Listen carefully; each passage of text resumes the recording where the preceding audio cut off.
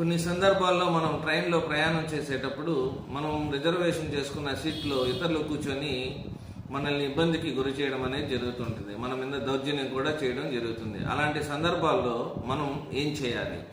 Railway వాళ్ళు మనకు ఒక ఫెసిలిటీ ఇచ్చారు. అది ఒక SMS ద్వారా మనం మన సీట్లో కూర్చునేదానికి అవకాశం అయితే ఉంటుంది. మనం చేయాల్సింది ఏంటంటే 139 అనే ఒక నెంబర్కి SMS పంపించాలి.